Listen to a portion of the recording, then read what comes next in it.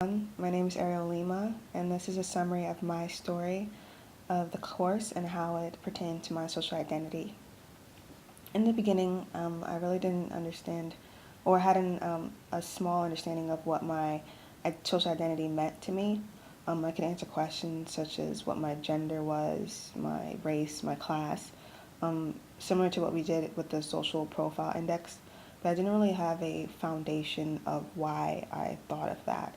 My only answer would probably be because society conformed me to believe that.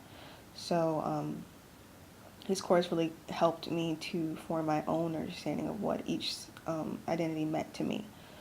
In the beginning, I feel like this course was divided up into three parts. In the beginning, part one would be understanding the social construction of identities. The second part would be gendered institutions and experiences. And then the last part would be social change and activism. Within the first part, we were asked to make a video to familiarize ourselves with the class.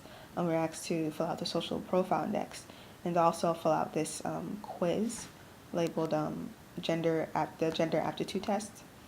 And we were, a lot of us expressed our confusion with this quiz. We really didn't understand what the author wanted us to take out of it and felt a little uncomfortable taking it. I also agree with that. I did not understand what the author wanted me to get from it. I had the title of a gender novice. I really didn't understand how that pertained to my social identity because it described it as being someone who's not normal. But it was fun to take nonetheless. With the second part, I really understood how ageism was an oppression.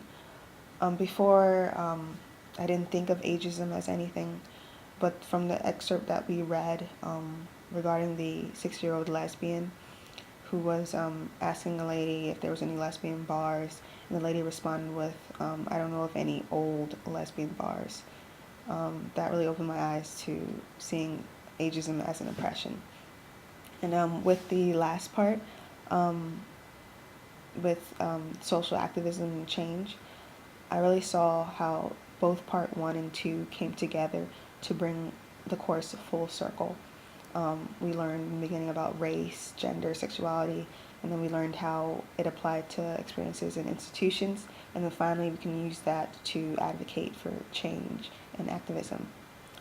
Some of the texts that really spoke out to me that we read was the first reading labeled White and Male Privilege.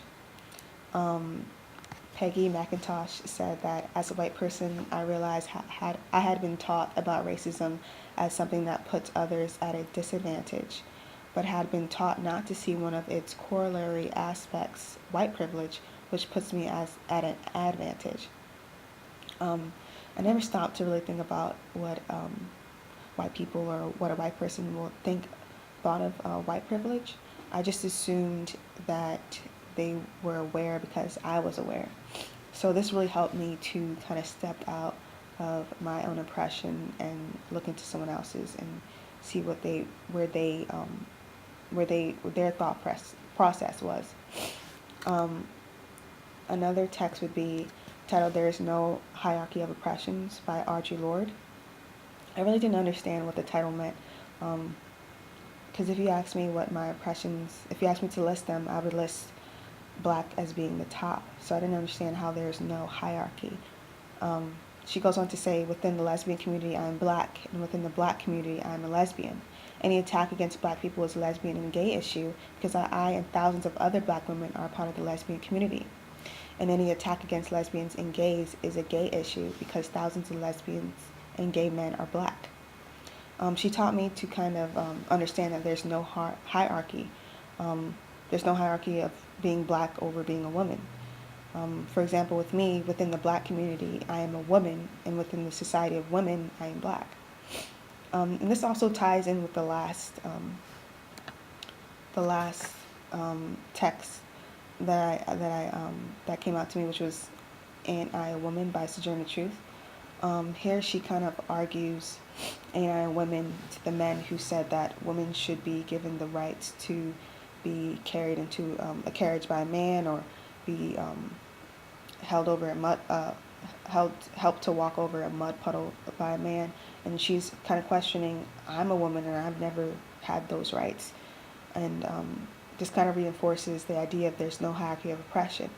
Um, Her being a woman is no hierarchy. It doesn't not have any hierarchy over her being black.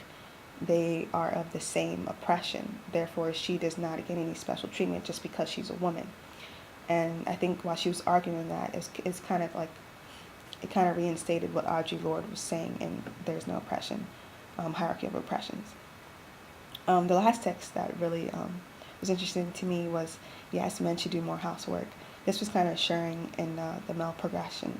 Um, this showed, like in the early 1950s, how men went to work and didn't really help out with any housework. A woman would stay at home, cook, clean, and bear children.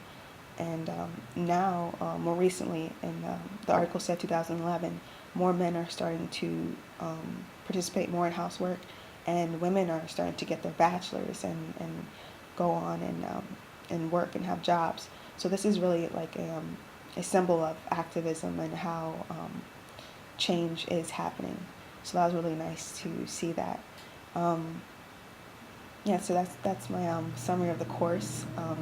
Now I really feel like I have an understanding of my social identity and how it pertains to me as being black, as being a female, as being heterosexual, middle class, and I really appreciate what I learned. And the readings were very, very enlightening.